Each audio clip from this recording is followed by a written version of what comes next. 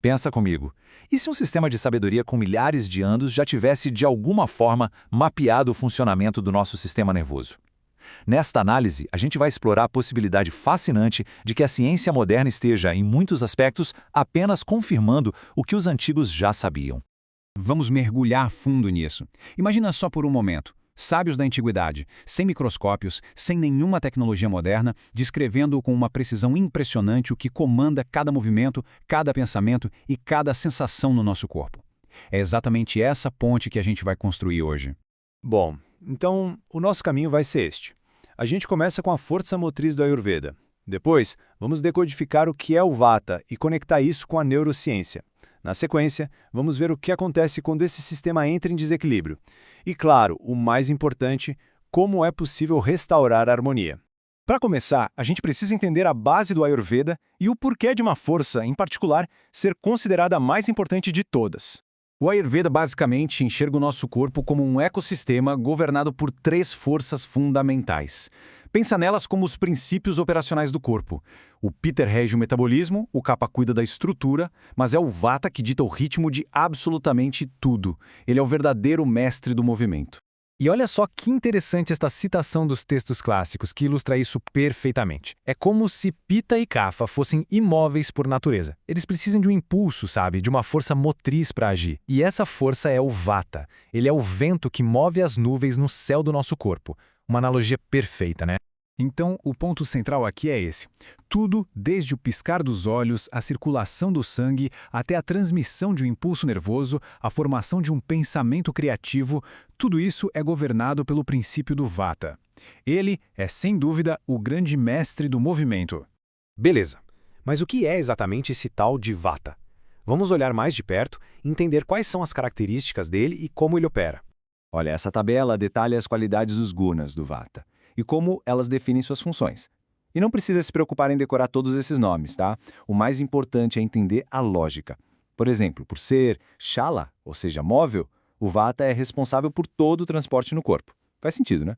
E por ser Lagu, leve, ele governa a nossa agilidade mental. Cada qualidade aqui descreve uma função super precisa, o que mostra o nível de detalhe desse sistema. E o Vata não é uma coisa só, uma força única. Ele se especializa, se divide em 5. O Pranavata, por exemplo, que fica na cabeça, comanda nossos pensamentos. Já o Apanavata, lá na parte de baixo do corpo, controla a eliminação. É um sistema muito elegante, super bem distribuído para garantir que cada função de movimento seja gerenciada direitinho. Ok, agora vem a parte mais legal. Vamos construir a ponte entre essa sabedoria antiga e o que a gente conhece hoje pela neurociência sobre o sistema de comunicação do corpo. A ciência moderna nos diz que o sistema nervoso é tipo o cabeamento de alta velocidade do nosso corpo, certo? Uma rede super complexa que manda sinais elétricos em frações de segundo para a gente se mover, sentir e pensar. Soou familiar? E aqui está a primeira grande conexão. Olha que incrível! A qualidade do Vata de ser rápido, leve, móvel é um espelho perfeito da função do nosso sistema nervoso. Essa transmissão quase instantânea de informação através das sinapses. É impressionante como a descrição antiga e a explicação moderna são parecidas.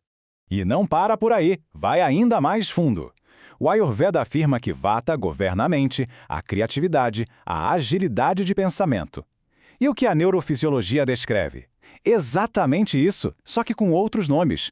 Redes neurais complexas, a química dos neurotransmissores, são 2 linguagens diferentes descrevendo o mesmíssimo fenômeno. É de arrepiar. Ok, se Vata é esse mestre do movimento e da comunicação, o que acontece quando ele sai do controle? Quando ele se desequilibra? Tanto a sabedoria antiga quanto a ciência moderna têm muito a dizer sobre isso. O Ayurveda associa diretamente um Vata desequilibrado a condições que hoje a gente reconhece como neurológicas e psicológicas. Ansiedade, insônia, tremores, são todos sintomas de um sistema de comunicação que ficou meio caótico, hiperativo. Essa citação aqui é a chave de tudo. O conceito ayurvédico de excesso de Vata tem um paralelo direto com o que a medicina moderna chama de estado de luta ou fuga, uma hiperexcitação do sistema nervoso simpático. Aquela sensação de estar ansioso, inquieto, é exatamente a mesma. E este gráfico aqui deixa a supremacia do Vata muito clara, de forma visual. Os textos clássicos listam Olha só, 80 tipos de doenças causadas puramente pelo desequilíbrio de Vata, em comparação com 40 para Pitta e 20 para Kapha. Isso só reforça a importância dele. Quando o mestre do movimento falha, muitos sistemas falham junto com ele. Bom, então se o Vata pode se desequilibrar tanto assim, como a gente faz para trazê-lo de volta à harmonia? O Ayurveda oferece uma abordagem multifacetada, bem holística. O primeiro pilar usa o poder da natureza. Ervas como a ashwagandha e o brahmi são usadas há séculos para acalmar o sistema nervoso. E o mais legal é que a ciência moderna está confirmando isso. Elas, de fato, têm efeitos neuroprotetores e ajudam a reduzir o estresse, validando os séculos de uso para pacificar o Vata. O segundo pilar é pura lógica. Pensa bem, se as qualidades do Vata são frio, seco e movimento, o que a gente faz? A gente combate com o oposto: calor, umidade e estabilidade. Por isso, alimentos quentes e nutritivos e uma rotina diária previsível ajudam a aterrar, a acalmar essa energia do movimento. E, finalmente, o terceiro pilar conecta a mente e o corpo de forma direta. A prática de yoga e especialmente os exercícios de respiração controlada, o pranayama, tem um efeito direto na regulação do sistema nervoso autônomo, acalmando a resposta ao estresse e equilibrando o Vata. Então, no fim das contas, a grande lição é esta. Não se trata de escolher entre um antigo e o moderno. Trata-se de reconhecer que ambos os sistemas, com suas linguagens únicas, estão descrevendo a mesma verdade fundamental sobre o nosso corpo, que o movimento e a comunicação são a essência da vida. Isso nos deixa com uma pergunta para reflexão. Ao olharmos para a profunda sabedoria de sistemas como o Ayurveda, talvez a gente esteja redescobrindo um mapa para a saúde que sempre esteve conosco. Um mapa que só agora estamos finalmente aprendendo a ler. Obrigado por nos acompanhar nesta decodificação.